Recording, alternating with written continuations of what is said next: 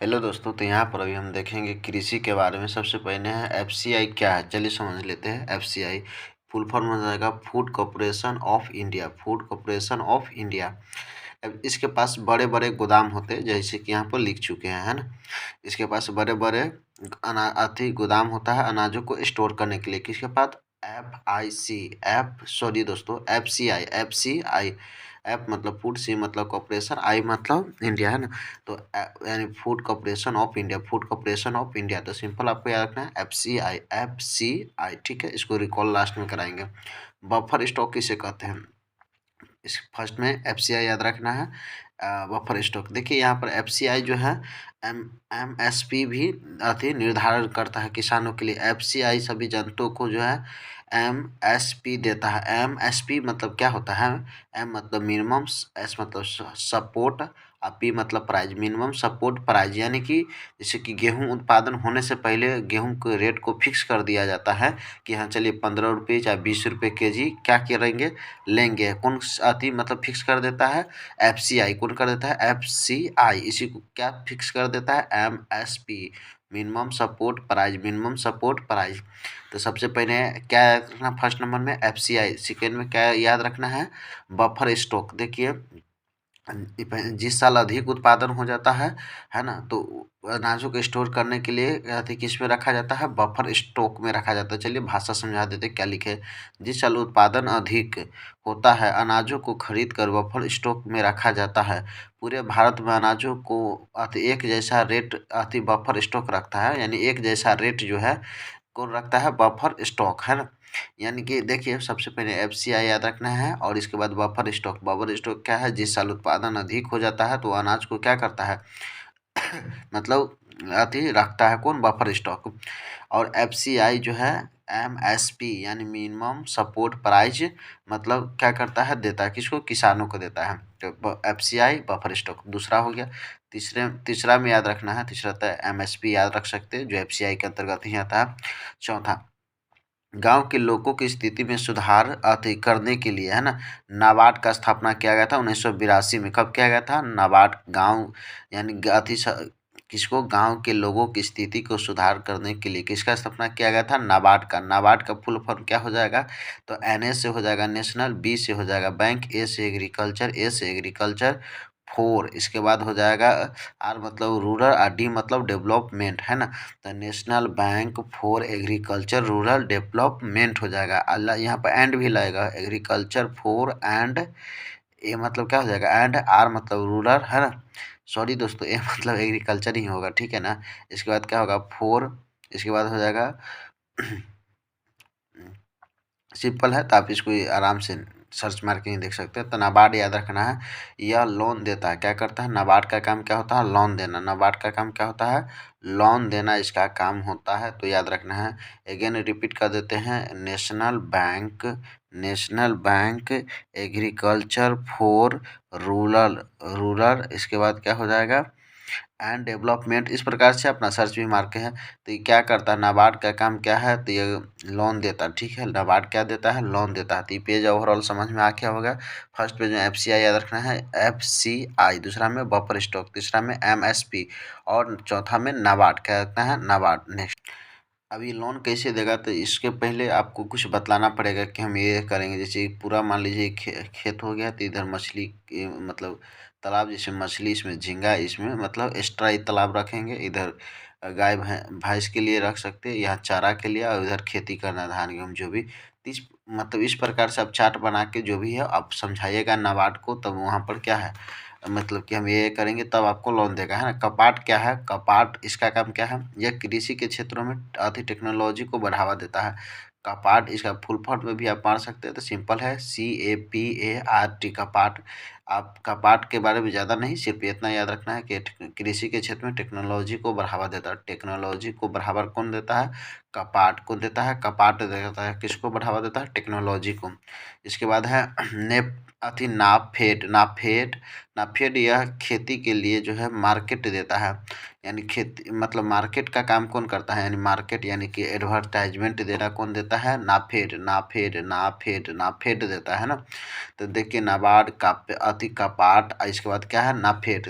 अब वर्ड याद रखिएगा, 4 उधर देखे थे, 5वां में समझ सकते हैं कपाट, और इसके बाद हो जाएगा नाफेड नाफेड नाफेड। ठीक है, नेक्स्ट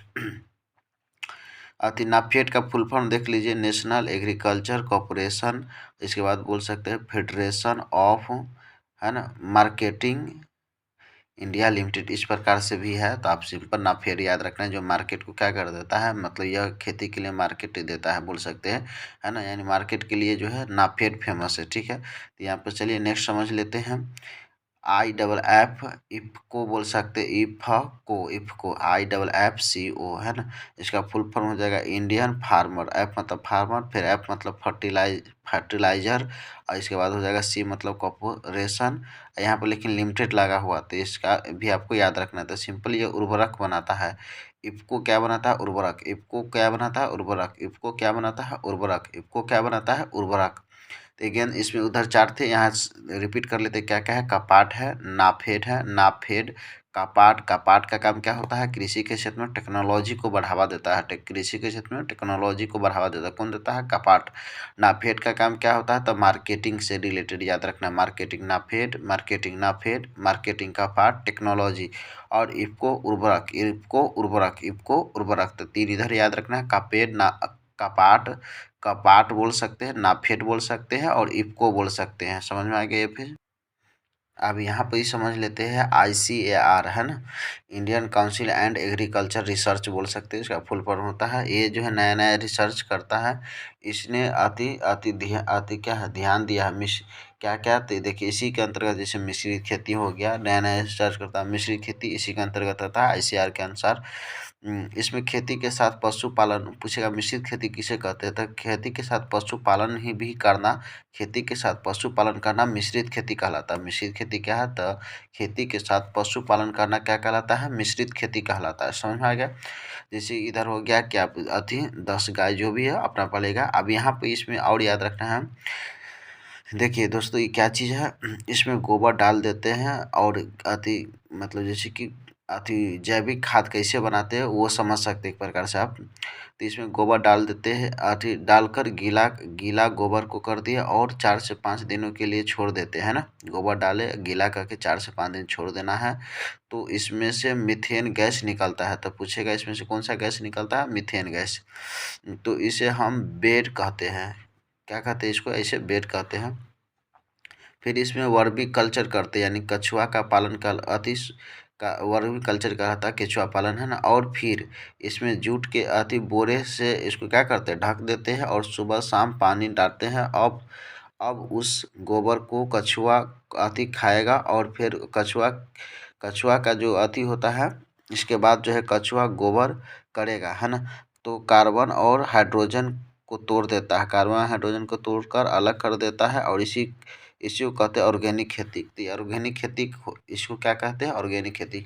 ऑर्गेनिक खेती क्या है, तो देखिए सिंपल, इसमें सबसे पहले गोबर रखेंगे, फिर इसको गीला करके 4 से 5 दिन तक इसको क्या करना है, छोड़ देना है। ऊपर से यहाँ पर रख सकते हैं, इसको क्या बोल सकते हैं, बोरा भी रख सकते हैं। और ये क्या कहलाता है, इसमें फिर कछुआ के छोड़ देंगे, तो वर्मी कल्चर जूट के ऊपर से बोरा से ढक देंगे, ये याद रखना है ना। सुबह शाम पानी देते रहना है, और जब कछुआ जब क्या गोबर करेगा, है ना, यानी वीट करेगा, तो इसके बाद जो है कार्बन हाइड्रोजन क्या होता है, अलग टूट जाता है अलग अलग, इसी को ऑर्गेनिक खेती कहते हैं। तो सिंपल आपको समझ में आ गया होगा ऑर्गेनिक खेती क्या है, तो समझा दिया ऑर्गेनिक खेती, ये बड़ा डिफिनेशन है ऑर्गेनिक खेती का, किसका है, ऑर्गेनिक। आइए मिश्रित खेती क्या है, मतलब पशुपालन के साथ जो है, मतलब खेती के साथ पशुपालन, या पशु के पालन के साथ खेती करना, चाहे खेती के साथ पशुपालन करना ही मिश्रित खेती कहलाता है। नेक्स्ट पेज समझ लेते हैं, इधर देख लीजिए अब यहाँ पर इंटीग्रल खेती किसे कहते हैं, इसी का मिश्रित खेती का ही एडवांस रूप है थोड़ा सा। देखिए यह मिश्रित खेती का एडवांस रूप है, इसमें कई चीज़ एक साथ आपस में संभव करके बोया जाता है ना, इसमें कई चीज़ एक साथ आपस में संभव करके बोया जाता है। देखिए इसमें अति संभव इस तरह से किया जाता है कि दूसरे से सिम्बायोसिस हो, है ना, एक दूसरे से रिलेटेड हो। जैसे मछली को गंदगी फैलाने वाले को डक खा जाता है, जैसे मछली फिश हो गया, ये डक हो गया, ये क्या है, फिश है, ये डक है, तो इसी को बोलते हैं सिम्बायोसिस, है ना। तो देखिए इसमें लिख दे, इसमें एक ही जैसे चीज़ के एक साथ आपसी संभव अतिसंभव करके बोया जाता है, यानी इसमें अतिसंभव इस तरह संभव होता है, सिम्बायोसिस से रिलेटेड है। तो इसका मछली को जो गंदगी फैलाने वाला है उसको डक खा जाता है, और डक के बीट को कौन खा जाता है, मछली खा जाता है ना।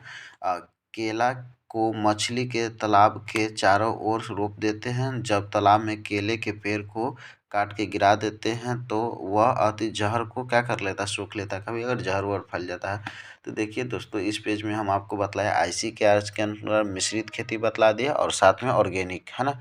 ऑर्गेनिक क्या बोल सकते हैं, ऑर्गेनिक खेती, मिश्रित या ऑर्गेनिक खेती बोल सकते हैं। इसके मिश्रित ऑर्गेनिक खेती बतला दी है। इंटीग्रल खेती क्या है, तो यानी कि बोल सकते हैं मिश्रित खेती का एडवांस रूप है। इसमें दो चीज़ आ जाता है, सिम्बायोसिस बोला आ जाता है ना।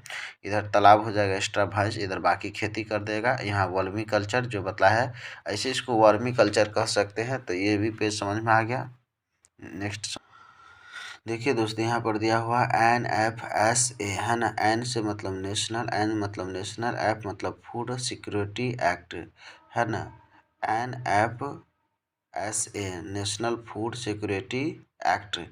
देखिए इसके बारे में बतला देते हैं। इसके तहत चावल 3, गेहूँ 2, मक्का 1, एक परिवार पर 15 केजी दिया जाता है, और अति राशन कार्ड बनाने लगा इसी के अति अंतर्गत, किसके, NFS के तरफ, है ना। नक्शा बोल सकते हैं। देखिए अति NFS 2013 में पारित हुआ था। पहली यहाँ पे कुछ बतला देते हैं। हाँ, पहली क्रांति HIV में हुआ था, यानी हाई, H मतलब हाई, Y मतलब एल्डिंग वैरायटी, हाई एल्डिंग वैरायटी, है ना। दूसरी क्रांति GM यानी जेनेटिक मोडिफाई किया गया, है ना।